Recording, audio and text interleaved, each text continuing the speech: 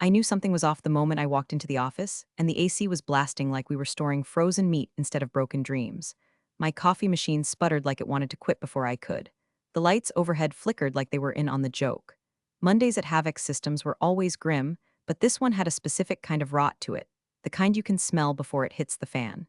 I ran my usual diagnostics, systems humming along like obedient pets, and started clearing out my inbox.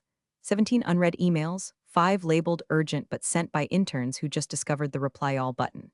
I clicked through them, sipping the lukewarm coffee that tasted like someone dared the machine to be good. Then I saw it. An email thread I was never supposed to see, forwarded to me by accident by a junior exec trying to climb the wrong ladder.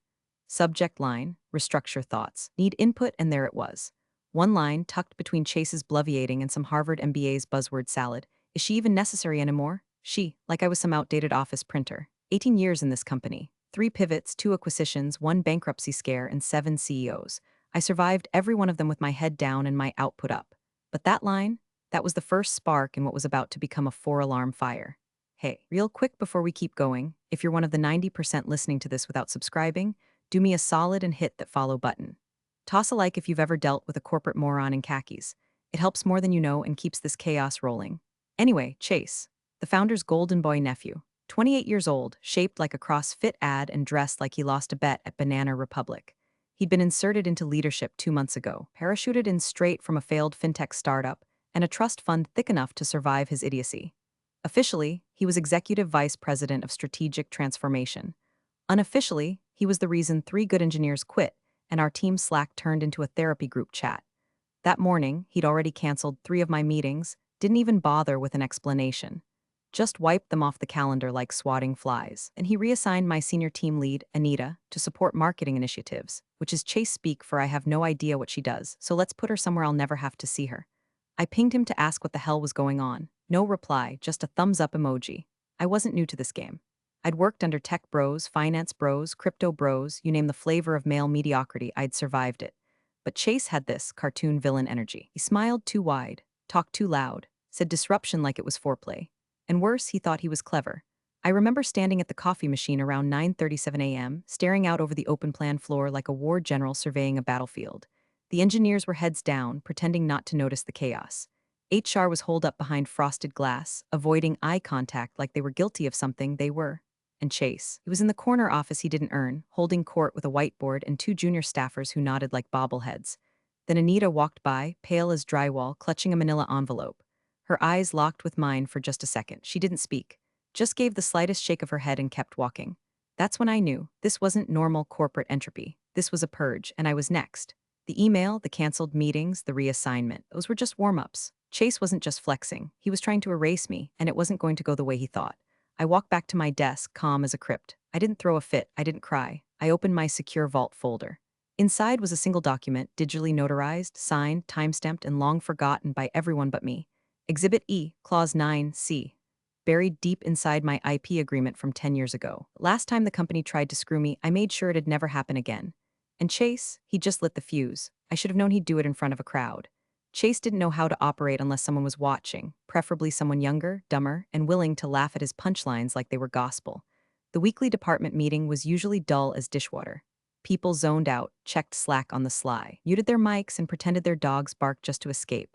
But today, everyone was dialed in, eyes up, smiles tight, like they smelled something sour but couldn't figure out where it was coming from. Chase walked in late, of course, swaggering like he was headlining Coachella, wearing a blazer 2 sizes too small and a grin that made my skin itch. He stood at the front like a game show host who forgot what he was giving away. All right, team, he barked, clapping his hands like we were toddlers at a birthday party. Time for some housekeeping. Everyone froze. Not because of what he said, God knows Chase loved his little buzzword intros, but because of how he said it, that edge in his voice. The kind of tone that usually precedes mass layoffs or new dress codes dreamed up by someone who thinks cargo shorts are a hate crime. He scrolled through his tablet with dramatic flair, then looked straight at me. Locked eyes. This'll be quick, he said, tapping the screen. Some changes are happening. Alignment, streamlining, whatever word legal tells us to use. Then he stepped forward and his voice dropped half a register, just enough to sound serious, like he was about to recite scripture. Janine Ross, he said. A murmur rippled through the room like someone dropped a penny in a baptismal font. Your paycheck, he said, pausing to flash that smug-ass smirk, is a courtesy. And my courtesy just expired. No warning, no HR rep. No performance review, just those words, delivered with the flair of a man who thinks firing someone makes his dick grow 2 inches. The silence after that was biblical. I closed my laptop, didn't say a word, didn't look at the others. I didn't need to. I knew their faces already, shocked, horrified, pretending not to be entertained. I stood up slowly, smoothed my blazer, tucked my laptop under my arm like it was an infant I'd just rescued from a burning building. Chase kept grinning like he thought I might cry or throw something or plead for my job. That was the part that tickled him, I'm sure, the performance he assumed I'd give. Drama for the peasants, tears on the boardroom floor, maybe a curse word or two, but I didn't give him the satisfaction, just walked. Out of that glass conference room, past the potted plant I'd kept alive for 3 years, past the interns who looked like they'd just witnessed a public execution, past the vending machine that only took Apple Pay ever since Chase decided coins were bad optics. I kept walking until I reached the hall where the private lockers were, old remnants from the company's more secure days. Mine was near the end. Locker 112 still had the faded sticker of a dancing penguin from a company Christmas party no one remembered anymore. I opened it with the key I kept on a chain around my neck. Inside was a single red folder, unlabeled, dustless, waiting. I pulled it out and tucked it under my arm next to the laptop. Then I checked my watch. 3:47 p.m. The clock had started, not just any clock, a very specific one. The moment I missed payroll by even a second, I was activated. And in 24 hours, if they didn't reverse course or issue full payment, they'd forfeit full rights to every piece of intellectual property I'd authored under my own encryption key. And let me be very clear, that key wasn't just for show. It guarded the adaptive logic core, the beating, billion-dollar heart of Havoc's systems. The reason investors kept showing up with champagne and empty promises. The reason we survived the acquisition in 2015. The reason we weren't already sold for parts to some PE firm in a strip mall in Jersey. Chase didn't know that, of course. He thought this was just a pissing contest. But I wasn't pissing. I was playing chess. And he'd just kicked over the queen. 10 years ago, Havoc's was circling the drain hard. We were 3 months out from payroll insolvency. The second acquisition deal in a year had just imploded, and the boardroom smelled like desperation and febres. Some guys from a biotech firm were sniffing around the edges, not because they wanted to buy us, but because they thought they could scrape off some patents like meat from a carcass. That's when the vultures moved in, consultants, crisis hires, and lawyers who charged by the hour to rearrange deck chairs on the Titanic. And in the middle of that chaos, I was the one person who actually built something worth stealing. The adaptive logic core. My baby, my obsession. An algorithmic framework so efficient it practically rewrote its own instruction sets to match hardware strain in real time. It was the kind of thing that would have gotten me poached by DARPA if I'd ever gone public about it. But I didn't. I kept it inside the Havoc's firewall. Not because I loved the company, hell no, but because I loved my team. The engineers, the weirdos, the ones who stayed late with me, tweaking thermal curves and soldering prototypes while eating cold ramen out of measuring cups. When the new deal came through, when Havoc's got scooped up by a holding company fronting as a disruptive data logistics firm, everyone had to sign revised contracts. Boilerplate stuff, according to legal. New IP ownership clauses, updated equity schedules, NDA renewals that were thicker than Bibles and twice as boring. But I didn't sign their template. Brought my own. Exhibit E, Clause 9C, my insurance policy. It stated plain and simple that any intellectual property authored, co-authored, or architected by me would revert to my personal LLC, Ross Parallel Systems, in the event I was terminated without documented, board-reviewed cause and not paid in full within 24 hours of said termination. And yes, I had the clause reviewed. Triple reviewed. Buried it under 6 layers of legalese. Even had it signed off by the then CTO who was too high on startup fumes to notice the barn door I'd left wide open. I filed it, stamped it, archived it. Then I waited, not like a snake in the grass, more like a doomsday prepper with a single key to a nuclear silo. And on that Monday afternoon, standing in front of my locker with Chase's smug little echo still ringing in my ears, I turned the key. I took my laptop to my car, connected to my mobile hotspot, and logged into my secure cloud vault. Within seconds, I'd opened the trigger document, digitally notarized, sealed with my biometric token, time-stamped to the minute. I clicked execute and watched the script run. 3 things happened instantly. 1. A legal notice of reversion request was filed with the U.S. Patent Office, citing contractual terms under Ross Parallel Systems, LLC, and Havoc Systems' original acquisition framework. 2. An encrypted message was sent to Havoc's legal via a private third-party service, notifying them of potential IP reassignment pending payment verification. And 3. A countdown timer began, hosted on a remote blockchain record, tracking the 24-hour window with immutable timestamps. Now, to the average onlooker, I was just an ex-employee, fired and forgotten. Probably rage-crying into a bottle of wine, and polishing up a LinkedIn resume that hadn't been touched since the Obama administration. But in reality, I was 23 hours and 58 minutes away from owning their entire goddamn kingdom. The adaptive logic core wasn't just some code. It was the cornerstone of every contract Havex had dangled in front of their investors. It powered their flagship product, Prox AI. It was licensed provisionally to 3 major telecoms and 1 defense contractor who probably thought we were a wellness app. Without it, Havex was a skeleton in a hoodie. I leaned back in my driver's seat, watched the sun start to dip behind the parking structure, and took the deepest breath I'd had in weeks. There was no anger anymore, no panic. Just the calm that comes when you know the hurricane's about to hit, but it's not coming for you. It's coming for the people who thought they could play God and fire the architect. The next morning, Chase strutted into the office like a man who just peed his name in the snow and wanted everyone to see it. He brought in view not the cheap celebratory swill from the discount shelf, but the stuff he thought made him look like a closer. 2 bottles, one for his desk and one for Instagram. The caption under his LinkedIn post read, "Making bold moves, out with the old. Big things coming at Havex." Hashtag, #NextGen Leadership. The post got 74 likes in the first hour, mostly from people too junior to say no and too terrified to comment anything real. Chase stood by the espresso machine holding court with the VP of marketing, bragging about streamlining legacy bloat and removing inertia. I guess that was me, human inertia. Meanwhile, my phone lit up with a few texts from coworkers who hadn't seen it coming. Anita, WTF? No warning? Dev, he's out of his mind. Mina from legal, please call me when you can. Off record, I didn't reply. It wasn't that I didn't appreciate them. I did. But this wasn't the moment for back-channel grieving or whispered sympathy. The machine had already been set in motion. Now I had to stay silent and watch the collapse unfold with the stillness of a ticking clock. Across town, in a glass tower dressed up as a law firm, the buyer's legal team was deep in diligence hell. The acquisition was scheduled to close that Thursday, just 2 days out, and they were combing through every clause, license, contract, and asset like they were separating salt from sugar with tweezers. The junior associate assigned to the IP review was named Claire. First year, fresh out of Yale, still spell-checking the word indemnification every time she typed it.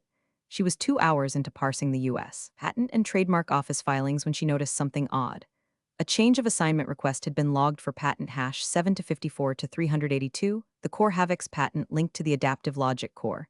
The request had been filed late Monday afternoon, timestamped just after 3:47 p.m. It wasn't approved yet, just pending. Claire squinted. Assignment requests weren't uncommon during acquisitions. But this one, new assignee wasn't Havex or a buyer shell or even a partner entity. It was a company she didn't recognize, Ross Parallel Systems LLC. She flagged it with a sticky note in the shared diligence drive. Pending IP assignment, possible issue, needs review. That note would sit there for 13 hours before anyone took it seriously. At Havex, no one noticed a thing. The champagne buzz was in full swing. Chase scheduled a town hall to tout his new leadership vision, mandatory attendance and non-mandatory meaning. He called it Vision 2030, which sounded like something a failed congressman would yell during a panic attack. The deck was full of recycled stock photos and phrases like operational synergy and cross-functional optimization. Nobody asked about me. Not in public, anyway. In private, my name was whispered like a ghost in the hallways.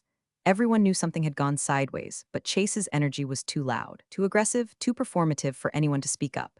HR acted like they were still formalizing the offboarding, as if I'd just wandered off campus during lunch and forgotten to check out. Meanwhile, in a climate-controlled server cage buried beneath the engineering floor, a piece of code, a watchdog script I'd written 8 years ago, pinged an alert every hour, checking for payroll confirmation. It came up empty every time.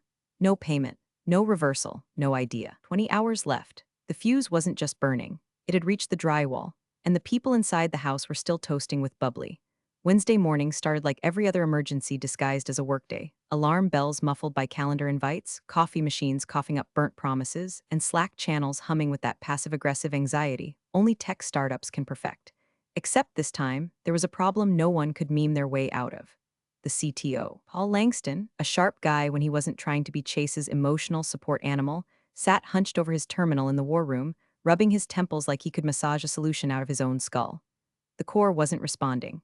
Specifically, the adaptive logic framework, my framework, had triggered a secure lockdown mode that hadn't been accessed in almost a decade. They tried credentials, old keys, archive tokens. Nothing worked. Paul turned to the DevOps lead. "Try her backup key," he said. "We don't have it," came the reply. Paul frowned. "Then ping her encrypted vault, maybe she left an access map." The DevOps lead just stared at him. Her vault was tied to her personal biometric key. That left with her. That's when Paul sat back in his chair slowly. Now, Paul was the kind of guy who could watch a data center catch fire and still mumble something about failover architecture. When he realized that none of them, not legal, not engineering, not even the damn founder, had control over the encryption gateway into the company's flagship product, the color drained out of his face. He pulled Chase into a side room. Chase, of course, was mid-brag on another video call, this time with some VC who wore sunglasses indoors and kept saying things like, "You guys are killing it." Paul shut the door and dropped the bomb. "She locked us out of the core." Chase blinked. "What?" "The logic code is encrypted under her personal key. We can't access it. Not a single line of the compiler logic, not the real-time adaptation layer, not even the diagnostic protocols." Chase rolled his eyes like Paul had just told him the vending machine was out of protein bars. "She was just a code monkey, Paul. We'll reverse engineer it." Paul didn't laugh. "You can't reverse engineer something that rewrites itself based on proprietary entropy keys. She built the randomness source into the substrate. We'd have to nuke the entire framework and start from scratch." Chase shrugged. "Then start. It's code. It's not magic." And that was the moment, right there, when Mark finally stepped in. Mark Reinhardt, the founder's older brother and lead Series C investor. The man who once saved Havex from collapse by writing a personal $18M check while drunk at a golf charity auction. He'd always stayed out of day-to-day operations, preferring to pop in at board meetings like a ghost of financial Christmas past. But now, Mark was pacing outside the glass office like a lion in loafers, had just gotten word that the buyer's legal team had sent a second follow-up regarding a pending change of IP assignment and needed clarification before continuing the final diligence pass. He stormed in without knocking. "Someone want to tell me why the hell the system is down?" Paul answered carefully. "It's not down, it's encrypted. We're locked out." Mark turned to Chase. "And why exactly was she fired?" Chase gave the same rehearsed line he'd given everyone else. "Misalignment with the company's forward vision. Legacy and efficiencies, we needed fresh thinking." Mark didn't blink. "She owned the patent," he said. "No," Chase replied. "The company owns the patent." Paul shifted awkwardly. That's possibly under review." Mark stared at him like he just said Santa Claus was real and armed. "What the hell does that mean?" Paul swallowed. There was a clause in her original contract. Something about reversion of rights in the event of termination without cause and non-payment within stop. Mark turned slowly and walked out. Dialed my number. Let it ring. Voicemail. He tried again. No dice. Third time, same result. My phone was on silent. Face down on a windowsill in a boutique hotel in Santa Fe, screen untouched, world muted. I had nothing to say to Mark, not yet, because this wasn't the part where I spoke. This was the part where they listened, to silence, to the echoes of their own arrogance, and to the sound of Chase's linked and bravado curdling in real time. By 11 o'clock a.m., Mark was back in the boardroom with the founder, voice low, hands clenched. "You let your idiot nephew fire the one person holding the kill switch." And the founder, he just stared at the floor, because deep down he already knew. The pressure cooker was sealed, and the steam was building. At 9:13 a.m. on the dot, paralegal from Rowland and Finch LLP, counsel for the buyer, sent a short, lethal email to Havex Legal with the subject line: "Urgent patent hash 7 to 54 to 382, ownership confirmation, needed today. The body was short. One question. Please confirm Havex Systems retains uncontested ownership of patent hash 7 to 54 to 382 as it relates to the adaptive logic core, including all derivative works and subcomponents, as outlined in Schedule B of the acquisition term sheet." 7 sentences total. But those 7 sentences were the legal equivalent of watching water pour into the Titanic's first-class lounge. Within 10 minutes, the Havex legal team was on fire. Not literally, though from the way Judith, the general counsel, was shouting, you'd think someone had set the printer ablaze. Junior counsel dug through the IP folder structure, opened the patent file history, and noticed something odd. There, filed 2 days ago, was a pending change of assignment notice. Filed at 3:47 p.m. Name on the document, Ross Parallel Systems LLC. Attached to it was a supporting clause from an employment contract dated nearly a decade earlier. Judith leaned over the paralegal's desk. "What the hell is this?" He scrolled up, hands shaking slightly. "I think it's an IP reversion clause. It's signed, digitally sealed, time-stamped. Countersigned by the CTO at the time. And it's airtight." Judith took one look at the clause and turned pale, not metaphorically, like blood evacuated from the soul pale. Clause 9C, Exhibit E. In the event of termination without documented cause, and in the absence of full payment within 24 hours, all intellectual property authored or co-authored by Janine Ross shall revert in full to Ross Parallel Systems LLC, effective immediately. She whispered, "How the hell did this get through? Looks like it was buried in the supplemental IP appendix during the 2015 acquisition. No one's touched it since." That's when Judith called the emergency meeting. And Chase, he was at a team building offsite. Literally. in a zipline harness. He'd taken a dozen interns and a marketing coordinator named Aspen to a faux wilderness retreat where tech bros reconnected with leadership values by throwing axes and screaming into the woods. His last Slack message, timestamped 8:32 a.m., read, "Going offline for clarity today. No calls unless it's on fire." Well, it was on fire. Judith didn't wait. By 10:15 a.m., every executive not dangling from a tree was crammed into conference room B with their faces lit by the glow of the claws on the projector screen. Mark was already there, arms crossed like a statue at a funeral. Paul, the CTO, sat in silence, his foot bouncing like it wanted to flee. The founder stood at the back, staring at the claws like it had personally betrayed him. Judith read it out loud, every word landing like a hammer strike. And according to the time-stamped execution notice, she finished, "The 24-hour window expires today." At 3:46 p.m. Silence. Then Mark, "What happens at 3:47? Judith didn't blink. At 3:47, Havix no longer owns the adaptive logic core, the heart of our valuation, the centerpiece of our buyer presentation, the cornerstone of Proc's AI's entire architecture." Mark exhaled through his nose, the kind of breath people take before deciding whether to sue or scream. Paul turned to the founder. "We need to call her. Offer her anything." "She's not picking up," the founder mumbled. Mark tried, "So did I." Judith nodded grimly because she knows and she planned this. Another silence fell, thicker, heavier, like gravity had doubled. In the far corner, the COO piped up, voice high with fear. "Can we dispute the clause?" Judith shook her head. "It's solid. It survived a decade, multiple audits, and 3 restructuring cycles. She executed it precisely. We're legally bound." Then someone asked the question that had been buzzing in everyone's skulls. "Where the hell is Chase?" Judith didn't even bother answering because it didn't matter anymore. It was 10:27 a.m., the iceberg had surfaced, and the ship, it was still moving full speed ahead. At 12:04 p.m., the walls finally cracked. Not literally. Oh, someone in accounting did knock over a standing lamp trying to bolt out of the break room once the whispers started. Mark Reinhardt had abandoned all semblance of decorum. Gone was the aloof board member with the polite smirk and polished shoes. He stormed into the founder's office like a man who just discovered his retirement plan was a lie wrapped in nepotism. "You knew," he barked, slamming the door hard enough to rattle the glass. "You knew she held the keys. Why didn't you stop him?" The founder, Peter, now looking less like a CEO and more like a man on his third night without sleep, lifted his head from his hands. "I didn't think she'd pull it," he muttered. I don't know that she was bluffing." Mark blinked, slowly, then stepped forward until he was practically on top of him. "She was with this company for 18 years. She built the engine, Peter, the code, the patents, the infrastructure. You think she bluffs? You think someone like Janine bluffs?" Peter's mouth opened, closed. He tried again. "Chase said." "Chase?" Mark's laugh was sharp and humorless. "Your idiot nephew thinks a backend is a gym term. He's out ziplining while the company is hemorrhaging equity and you let him fire the only person who ever held the goddamn blueprint to Havix."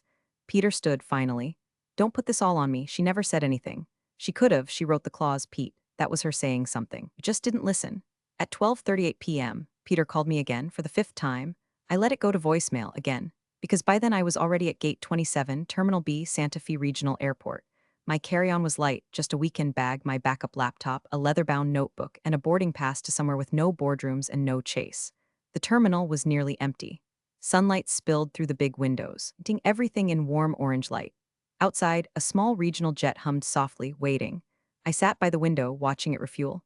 I didn't check social media, didn't scroll through the dozens of unread messages or the 6 voicemails from unknown numbers. I just sipped my coffee, real coffee, not the burned sludge from the office machine, and listened to the silence. At 12:52 p.m., I opened my laptop one last time, typed out a short, final message. Subject, IP clause executed to legal at Havixcom, Peter at Havixcom, M. Reinhardt at R GroupNet CC. My attorney. Body, clause 9C executed. As of 3:46 p.m. today, all rights to the adaptive logic core and associated systems have reverted to Ross Parallel Systems LLC. Please direct all further communication to my legal counsel, whose information is attached. Regards, Janine Ross. I clicked send. Watched the email disappear. And then I closed the laptop, tucked it away, and powered off my phone. I didn't need to see what happened next. But back at Havix, they were watching every minute bleed from the clock like blood from a wound they couldn't stitch shut. Judith had already canceled the buyer's 2 p.m. walkthrough. The board was convening an emergency session.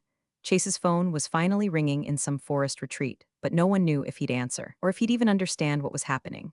Because at that point, it wasn't just about a missed clause.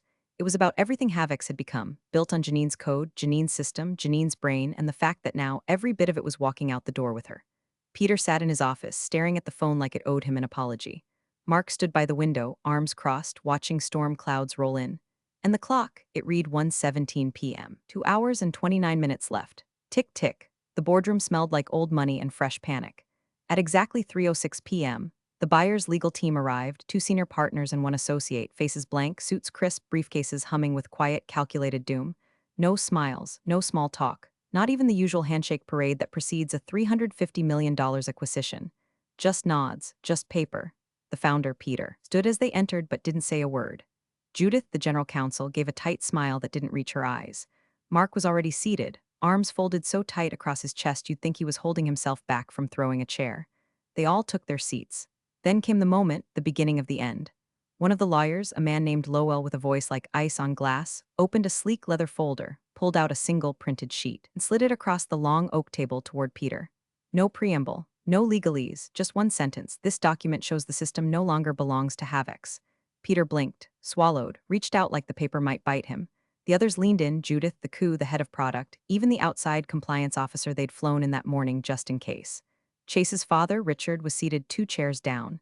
He'd shown up late, still in a golf shirt, reeking of aqua dye panic and whatever bourbon he thought passed for confidence. At those words, no longer belongs, his entire face drained. Peter's lips moved as he read, barely whispering the words aloud. Clause 9C, termination without cause, 24 hours, reversion of all intellectual property authored by Janine Ross. Effective 3:46 p.m. Today, he looked up slowly. Judith leaned forward, almost pleading. There must be something we can offer. Some form of Lowell cut her off. We will not proceed until ownership is resolved. As of now, there is a legal conflict on your most valuable asset. You're attempting to sell what you no longer own. Richard sat back in his chair like he'd been punched in the ribs. He turned to Peter, voice thin. You knew about this? Peter shook his head slowly. I thought she wouldn't go through with it.